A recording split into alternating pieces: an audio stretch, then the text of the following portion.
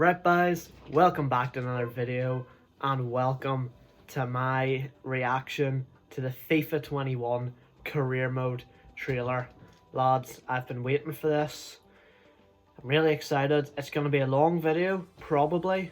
I'm just warning you now in case it is, because I'm going to be reading everything in depth. But of course, first off, I'll show you the FIFA 21 career mode trailer.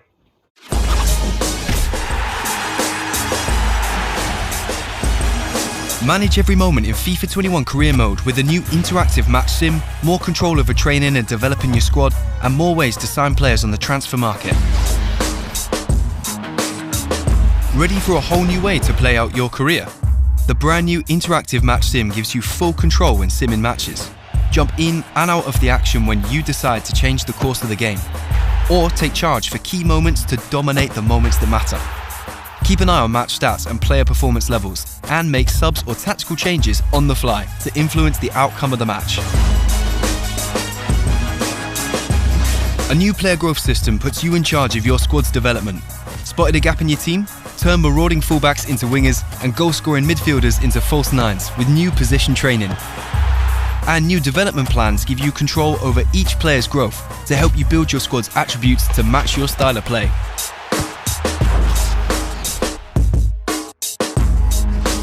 Manage your team's schedule and train multiple players at the same time with a new activity management system. Choose when to rest and when to train throughout the week as you balance your players' morale and fitness with match sharpness. A new stat that shows you how likely players are to perform at their peak. Then boost it with group training sessions, monitor your players' progression, and find that sweet spot with fitness and morale to keep your team firing on all cylinders. Whether you're all about the Galacticos or the hunt for the brightest young prospects, new options give you more ways to transfer players and a more realistic transfer market in FIFA 21. Sign players on loan-to-buy deals and negotiate player swap offers with other managers to bolster your squad each transfer window.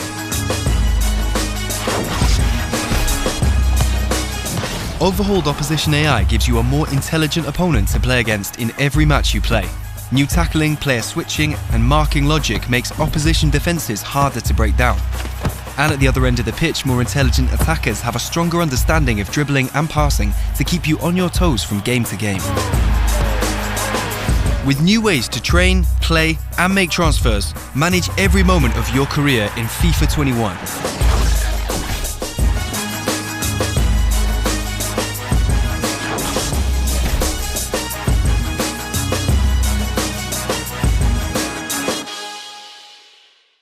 Okay, so we start off.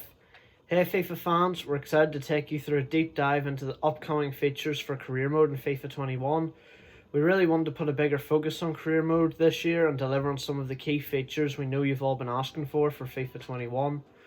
In a year like no other, we all had to navigate new and unique challenges together, but this did not detract us from our goal of delivering a feature-packed career mode experience. There's a lot to cover. Let's jump right into it. I cannot wait. We've been focused on several areas of the new career mode experience with the aim of giving you more control, freedom of choice, depth, diversity of play and authenticity. We want players to experience more depth in matches, transfers and training, while also improving accessibility to career mode. Let's go. Interactive match sim.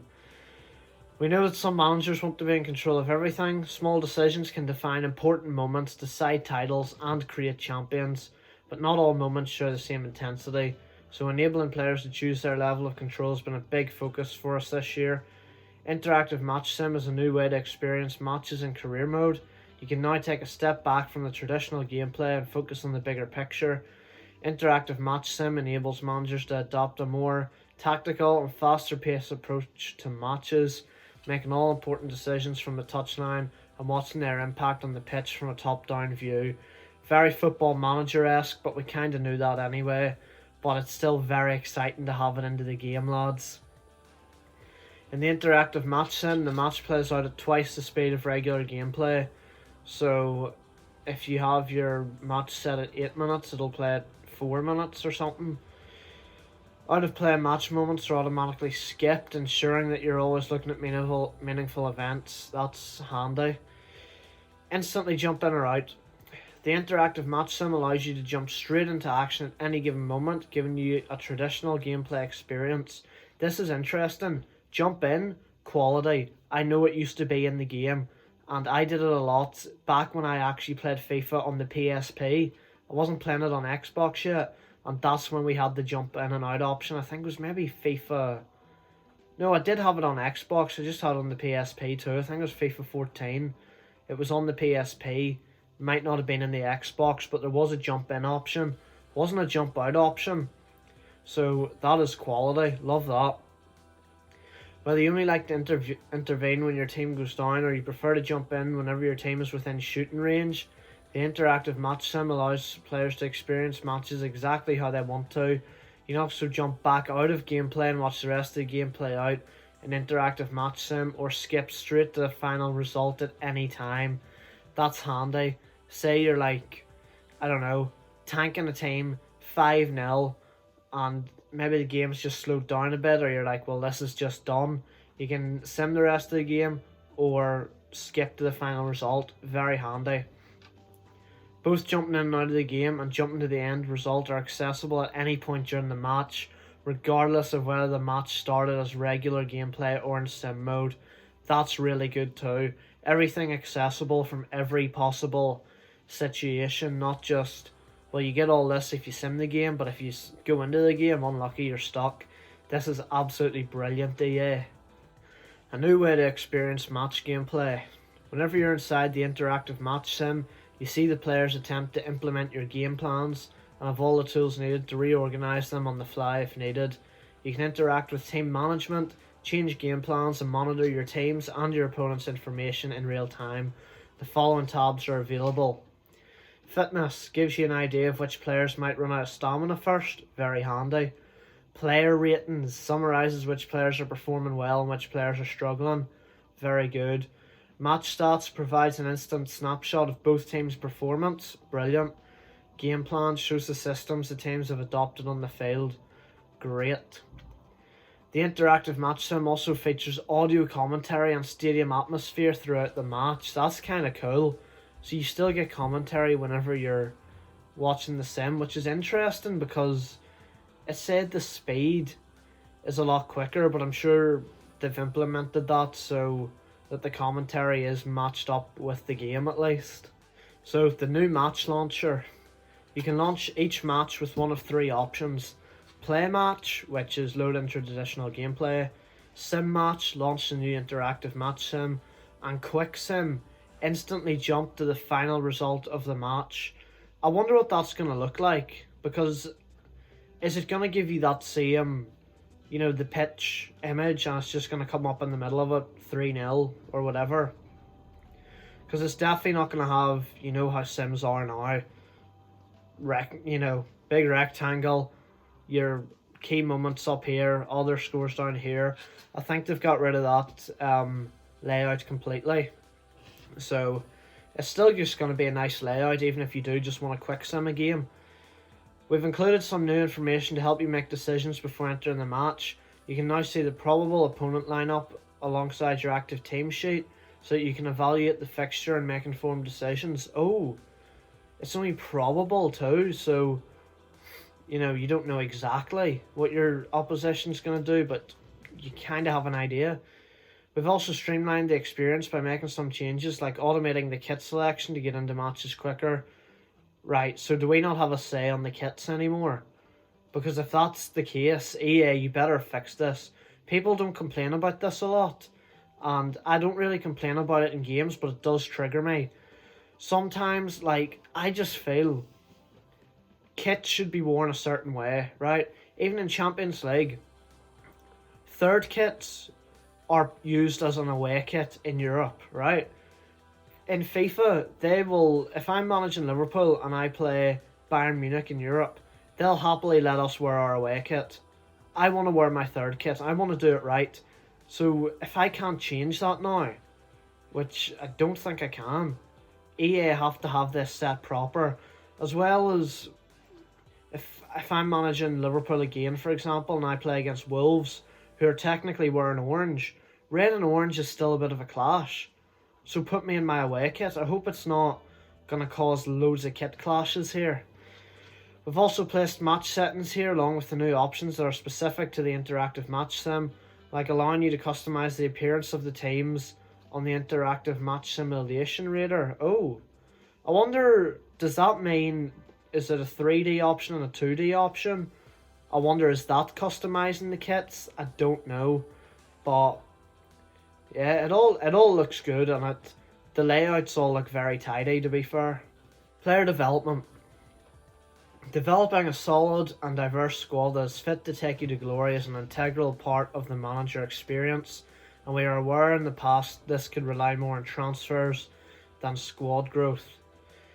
With the new player development feature, a fully revamped player growth system, we are now enabling you to grow your squad and make the most of it when possible. Players can be developed and specialised in various roles based on their playing position and the attribute that best fits your style of play approved upon. Whether you favour playing out from the back, possession or fast counter-attacks, you can instruct players to focus their growth in the direction that you want. Player growth is determined through XP accumulation. Based on how well they do in matches, their form and their potential to grow, they will gain more or less growth XP. That XP is distributed to their attributes to determine attribute growth over time. By default, all players are placed on a balanced plan, meaning that the XP is distributed evenly to all attributes. When setting a custom development plan for each position is active, you can choose a set of player attributes and features to get all XP growth, rather than wasting XP on attributes you're not interested in. The growth plans focus that XP towards... Do you mind out there, lads? Come on. The growth plans towards XP. Yeah, the XP goes towards this. Major attributes, so attributes that generate the overall of the player for their current position. Skill move and weak foot ratings, especially for attacking players. We can upgrade skill moves and weak foot. Let's go, EA. Thank you. Attacking and defensive work rates. I rate that one too. I don't feel like people have really asked for it, but now that we've got the ability to work on it, it's really, really appreciated. Attributes that fuel specialization, so attributes that may not contribute to the current position overall. Much like in real life football, the speed at which players develop depends on their age, abilities, potential, form and playtime. Give a young player with great potential a few games and help him perform, and he will turn into a better player at an accelerated rate. Keep him on the sideline for too long can have the opposite effect, so it's up to you to make the decisions that work best for your team. And you can see Mbappe there. You can choose what way you want to play, what way you want his growth to be. Now I'm wondering, say I change him to a target man because he's so fast, I don't care about his pace and I don't want to train it. I don't want him to start playing like a target man in game. Is my custom tactics still gonna, be effective? Because if you set him as a target man just to train certain stats that aren't getting trained, and then move him back to, say, a poacher, because that's how you want him to play, I hope you can do that. Because it's, I wouldn't play Mbappe as a target man, but you might do some target man training just to improve his physicality, for example. So we'll see how that goes, but it looks very good. And you can see there, if you hit L2 or R2, you can change between growth and possession, and possessions is what we're about to get into next, boys. Player position conversion. We've heard your feedback around wanting to have the ability to train players in other positions. As part of player development, players can now be converted to other positions, allowing for more freedom and control to manage your squad. Position conversions can also give a new chance to players that fall out of favour in their original role, giving you more flexibility with each player. Position conversion is mechanically similar to player development, but the key difference is that all growth XP gets directed towards attributes and abilities that would cater to the new position which the player is converted to. Conversions can also impact work rates and skill move abilities of players. Converting a winger into a fullback, they will need to develop their defensive work rate for the conversion to be complete. Moving a player to a more advanced position, they will need to improve on their skill moves to be able to take on defenders when going forward. Younger players will be naturally easier to convert to other positions, and declining veteran players can be guided towards a position that helps them conserve their key attributes better. Brilliant. And what worries me about this originally is it might have been in Football Manager a few years ago. I know it's definitely not the case now, but I did see it in another game once, and I have a feeling it was Football Manager. If you took Trent, for example, here, who's a right back, you could train him to be a right wing back, a right mid, and a right wing, just up the right hand side. I want to be able to take my right back and make him a centre mid or striker. Make your centre back a left winger. Just all over the place. Actually, maybe it's Ultimate Team I'm thinking of. I'm maybe thinking of the position modifiers, where you can change a right back to a right wing back. Why can you not change your right back to a right mid in Ultimate Team? Why not? Where's the position modifiers? This is brilliant. I absolutely love it. Player development and position conversion are also available for youth academy players. While in the academy, the young talents develop under good form at all times, so their growth is sustained at an even pace. Brilliant. And I'm very excited to use this feature, lads. So, new active training. With development plans now focused on the long-term attribute growth of your players, our new active training system is focused on the overall match readiness of your squad by making use of an all-new player performance modifier called Match Sharpness, covered in more detail further below. The active training system introduces the concept of a training day, which can take place on any day of your calendar with the exception of match days. Each training day will feature 3 distinct training session slots, each focusing on a specific drill and specific players. Multiple players can now participate in each drill. Come on. 5 players in one drill, or in one training days, or one training week actually. Just stupid, eh?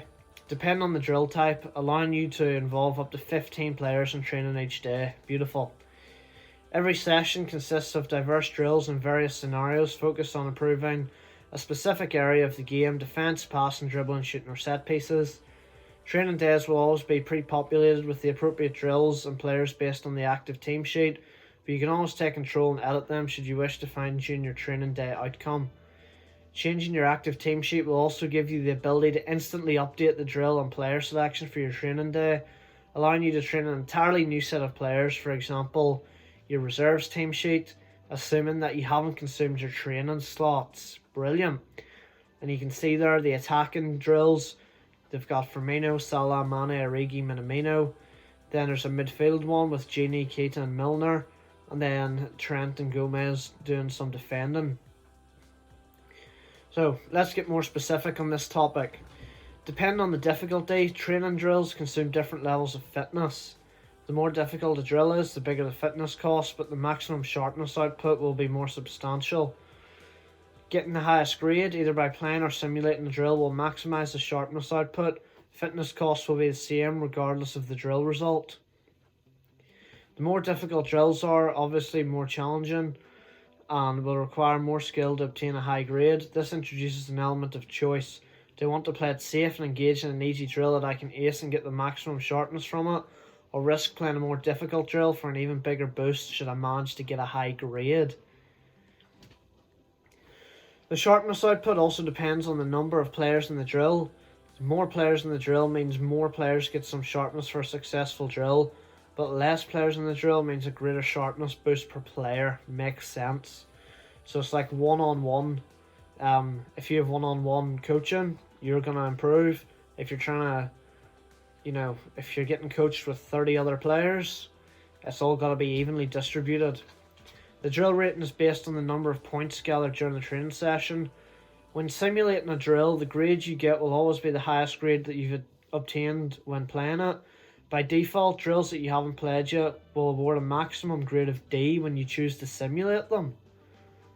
So basically you have a choice. You have to kind of play all the drills that you're going to use at least once, get a good grade, and after that you're sorted. Or you can never play them, but you're always only going to get maximum of a D. So it kind of kills the diversity. It's not even like you can say, well, I'm going to simulate them all because I don't just want to get top grades all the time.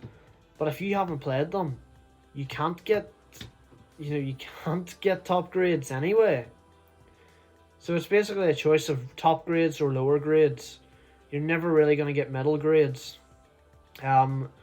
Originally I read this and I thought it meant, because I've watched a few people reacting, Channel Sports and all, and I thought this meant that when you retry a drill, say you retry it 3 times and you get C, D, A, I thought it would take, or say you get A first and then you go again for some reason and you get a B and then you get another B.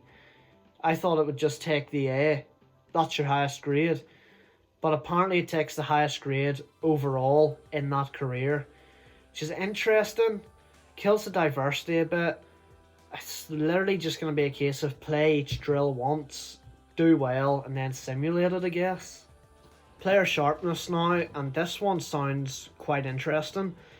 Sharpness is an all-new indicator that helps indicate how ready a player or a team is for a match. A sharp player will have their main attributes boosted and will perform better on the pitch.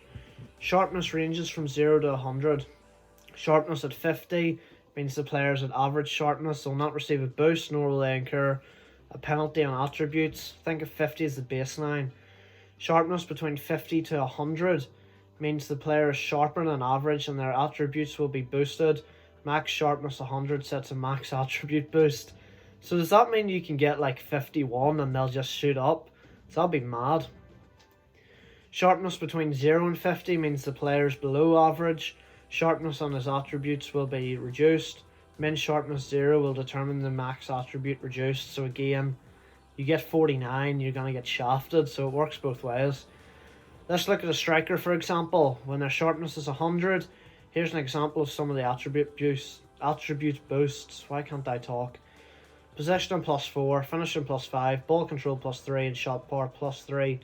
Please note that overall and attribute ratings shown throughout this article do not represent final values. Yep. So there's an image of Mbappe, and you can see +5 there. What's the +5 about?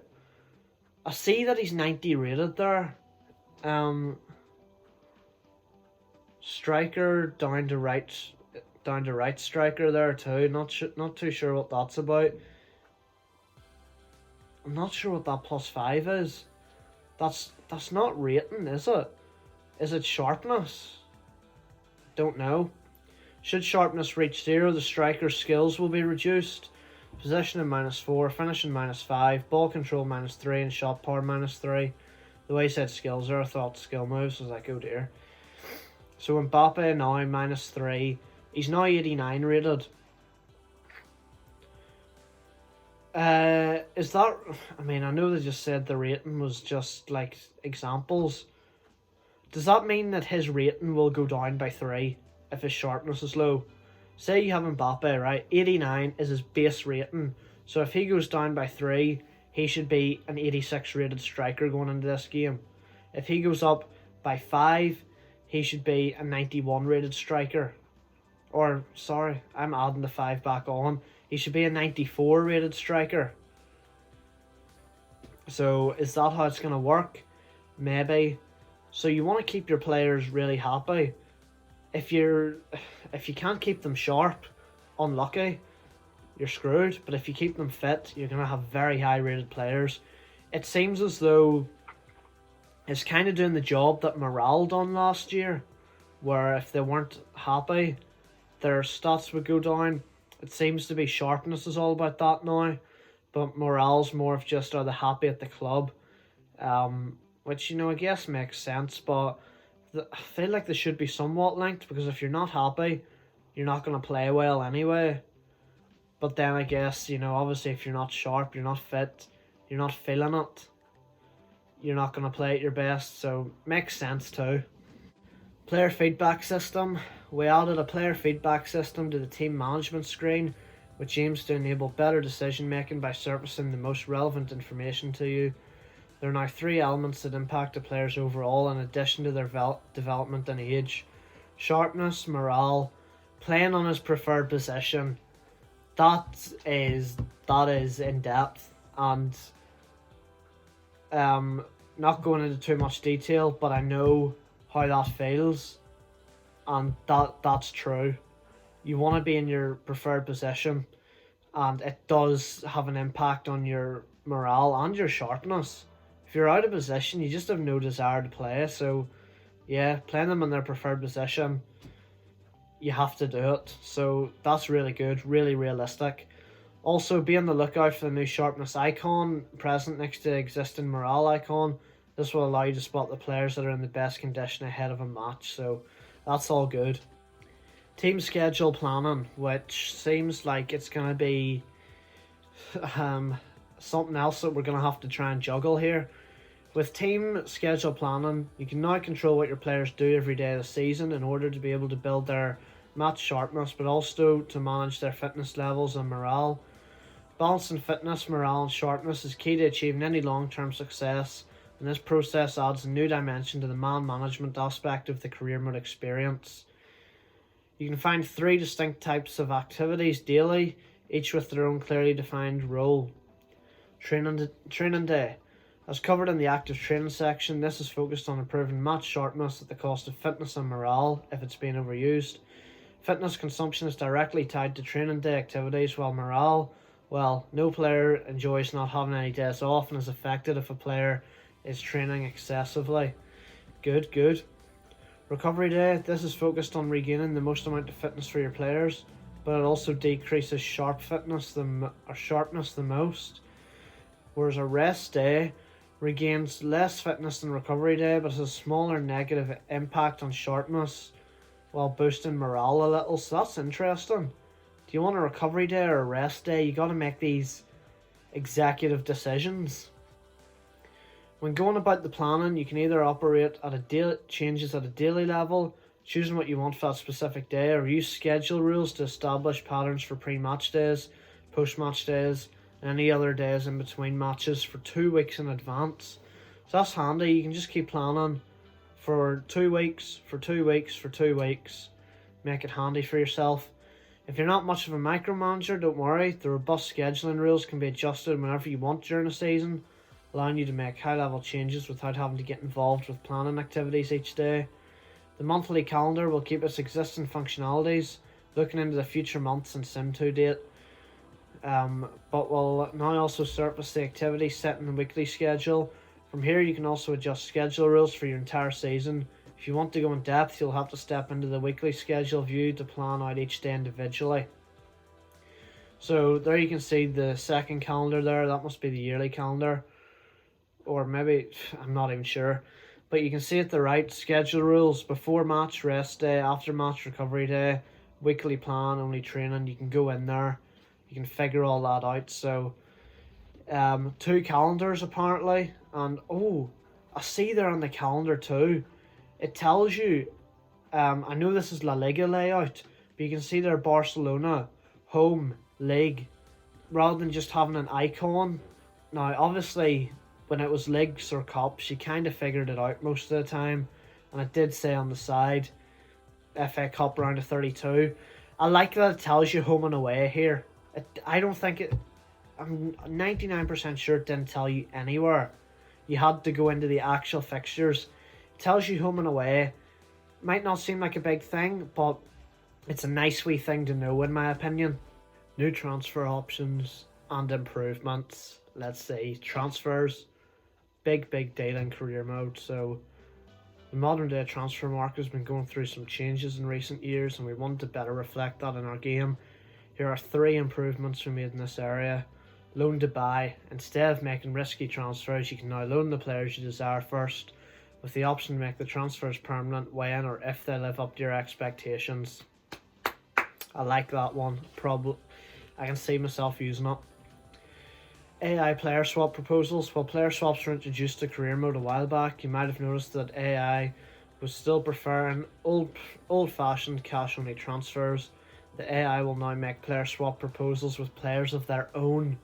When you attempt to buy a player from another club, they can propose a swap as well, asking for one of your players in return. Brilliant. And that's going to make you think too. They might offer a player and you might think, I never thought about this, but that actually seems kind of tempting.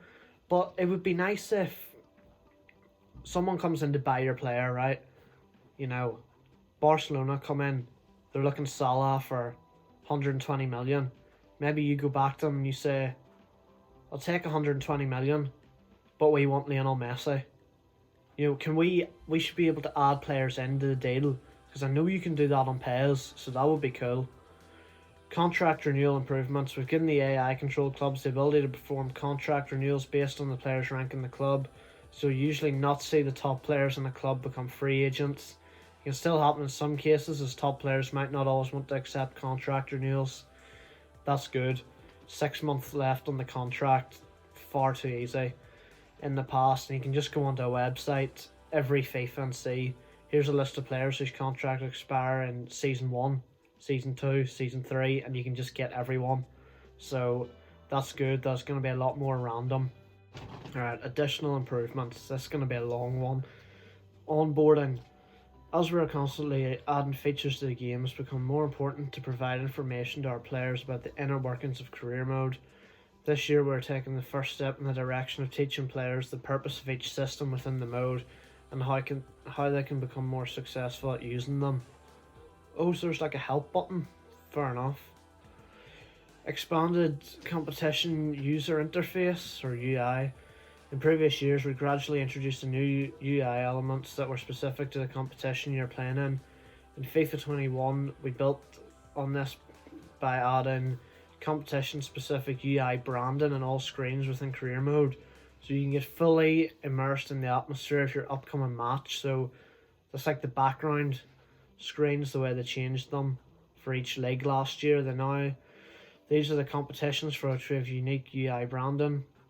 Premier League, Ligue 1, Bundesliga, La Liga, MLS, Champions League, Europa League, Copa Libertadores and Sudamericana. Press conference morale impact. This is interesting. We redesigned the way press conference answers impact the whole team. For post-match interviews, only the players that played in the match will be impacted by our answers that address the whole team. In pre-match press conferences, only players that are eligible to play will be impacted.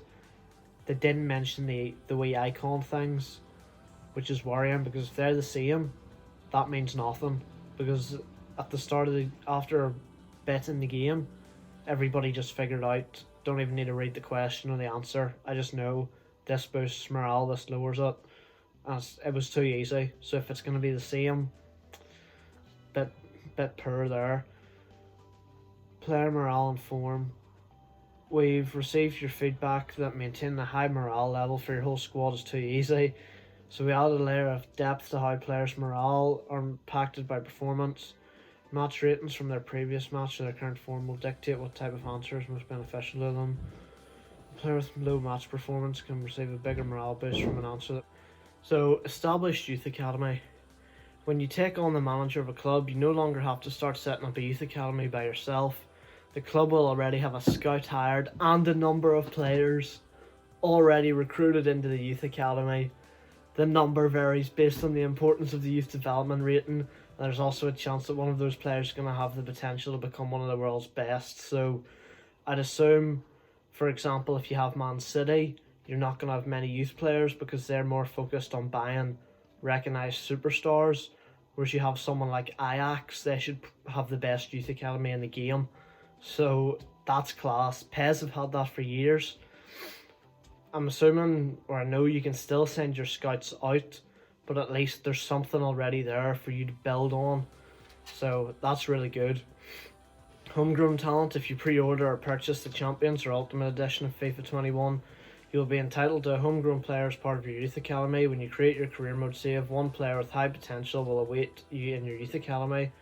This player will have the same nationality as the club, and news stories around his performance will call out his upbringing as a local player that grew up close to the club.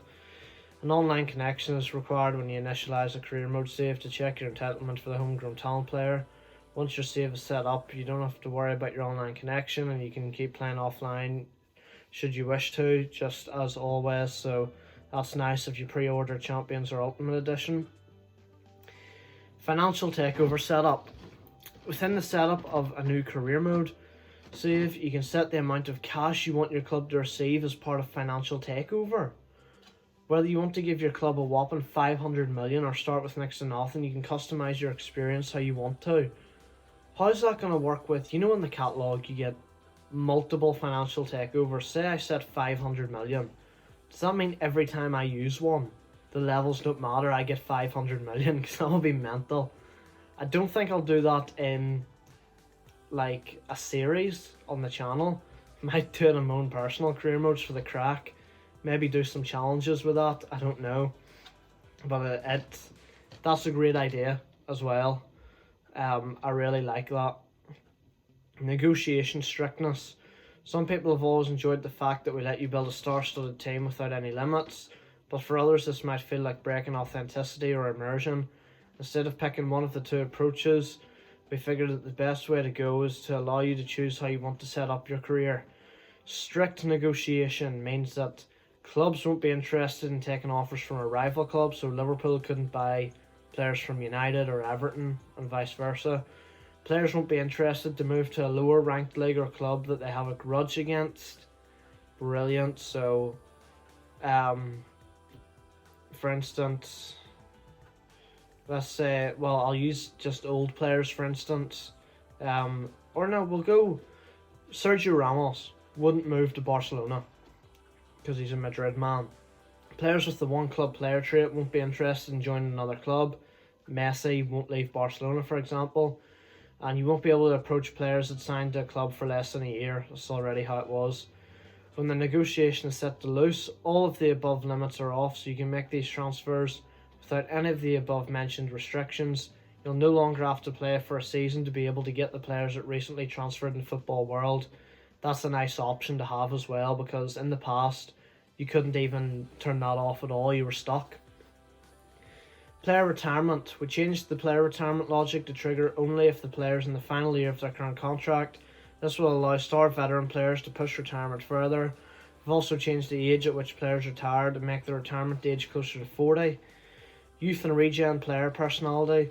Fixed an issue with player personality and emotion for youth and regen players that had improper personality and emotion assignments to these players. This caused issues with how the morale of these players was impacted through press conferences, post-match interviews and conversations. Board objectives. We've made some changes to board objectives to make their requirements more clear, especially around the brand exposure objectives. We've replaced the objectives around match attendance and season tickets with milestones that the fans would like to see in the club. That's a nice touch. These milestones include reaching a certain amount of wins in a season, a winning streak at home, a run of unbeaten games away, and many more. I think that's the kind of thing that's going to get dull after a while, but for your first career mode at least, it's going to be nice to see something new, because board objectives, they're just dull. We've also changed the requirements to give youth players playtime to 2 seasons in order to make sure there's plenty of opportunities. Everyone kind of ignores that one anyway. Loan and transfer negotiations, long list here. We identified and fixed some issues that were causing the player transfer decision score to be higher than it should when it comes to transfer offers. Here are some elements which you can factor into negotiations. Long list. If the player has a negotiated release clause, if the club has negotiated another offer for the player, or if there's another offer for them already accepted by the club, that should affect the price, by the way. For example, Malcolm used to play for Barcelona.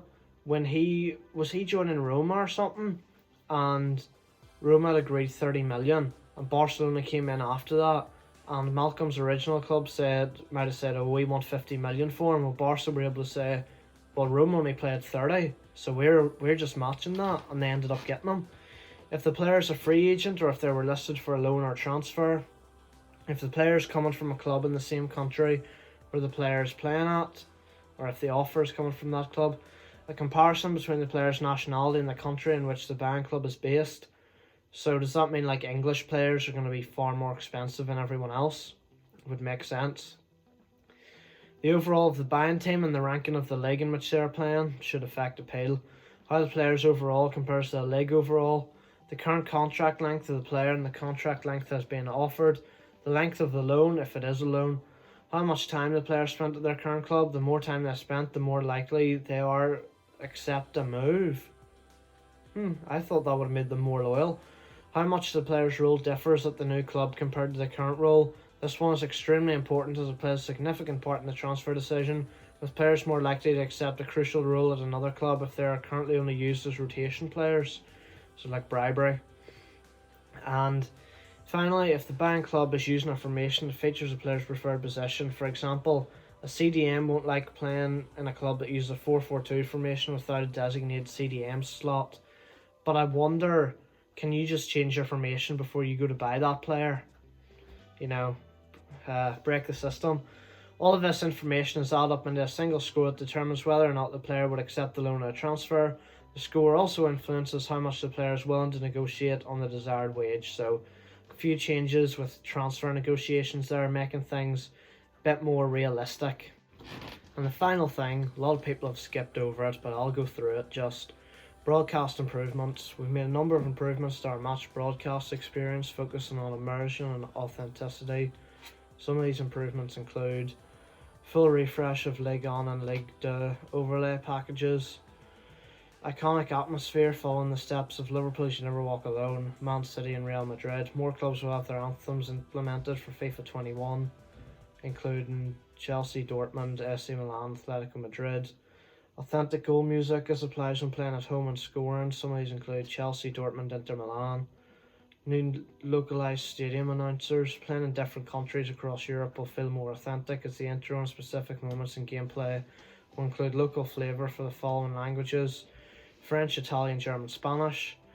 New broadcast stories will be picked up by commentators during matches. Your managerial club debut, manager of the month winner, debut of a high profile youth player, milestones for matches played and won as a manager, important player returned from injury, player facing his previous club, new tifos for select clubs including Man City, new crowd card designs for select clubs. Some of them were already there, but a couple of new ones. Thank you all for the constant feedback you've been providing us and for the support you've shown throughout the years. We're excited about career mode in FIFA 21 and look forward to seeing your feedback. Andrei Bucher and Alex Constantinescu, my boy Alex, main man Alex, and the FIFA career mode development team. So lads, that is it for FIFA 21 career mode. Looks good, looks really good.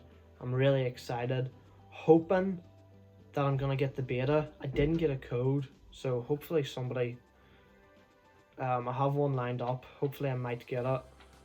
It looks good though.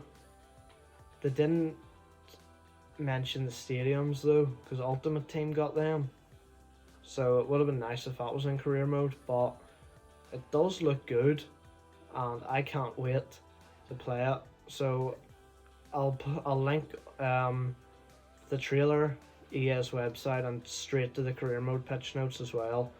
But that's it. Hope you enjoyed it. Thanks for watching. I'll see you next time, guys. Cheers.